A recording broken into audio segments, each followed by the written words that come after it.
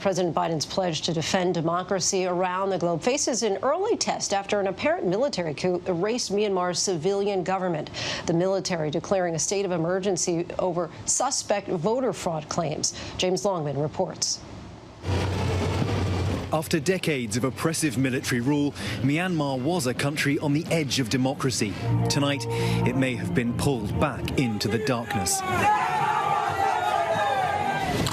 Nobel Peace Prize winner Aung San Suu Kyi, who spent more than a decade in detention and led the country to its first free elections in 2015 and again last year, has been detained once again by the military, along with other democratically elected leaders. University student activist Si Tu Tun saying, "I feel the army assaulted people as it took over in a coup on the civilian government elected by our people. Our country is just a bird learning to fly. Now the army broke our wings." In the early hours of Monday, the army's TV station said power had been handed over to Commander-in-Chief Min Aung Hlaing, while Suu Kyi and other members of her party were arrested. Military roadblocks were set up and phone and internet services interrupted. But it's difficult to hide everything in this age of social media, and one regional lawmaker's arrest was live-streamed by her husband on Facebook. No. Some supporters coming out in caravans, waving military flags shortly after the coup. American freelance journalist Andrew Nakamson woke up to the news in Yangon, Myanmar's largest city. I woke up to a few missed phone calls and quite a few text messages at around maybe 5:30.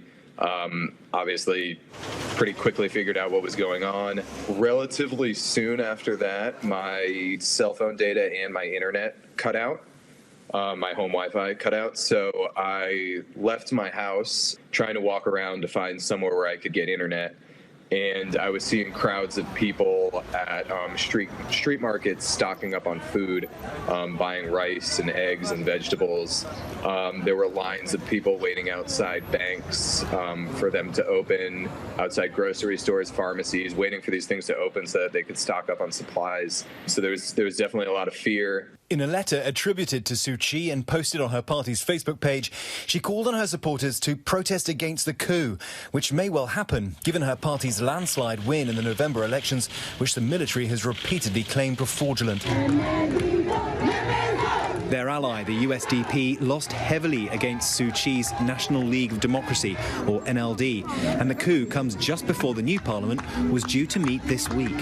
Nakamson says this disinformation campaign began well before people went to the polls. And for a while, the military didn't get involved, just kind of let the USDP make these allegations.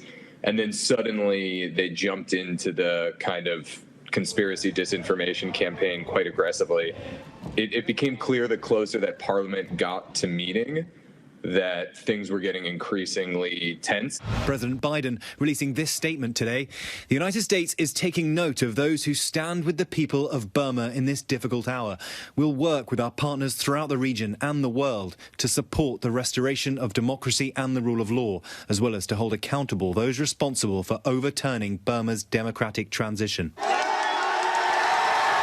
Suu Kyi's international reputation as a beacon of democracy has been badly damaged by her repeated failure to condemn atrocities carried out by the Myanmar military against the Rohingya, a Muslim minority fleeing persecution in neighbouring Bangladesh. But experts fear, without anyone to keep them in check, the military could well step up its campaign against them, as well as any number of perceived enemies, both political and religious, across the country. The emergency rule, now announced to run for at least a year, could be kept in place a lot longer, and Myanmar's brief taste of democracy could be snuffed out for good. James Longman for ABC News Live. Hi everyone, George Stephanopoulos here. Thanks for checking out the ABC News YouTube channel. If you'd like to get more videos, show highlights, and watch live event coverage, click on the right over here to subscribe to our channel, and don't forget to download the ABC News app for breaking news alerts. Thanks for watching.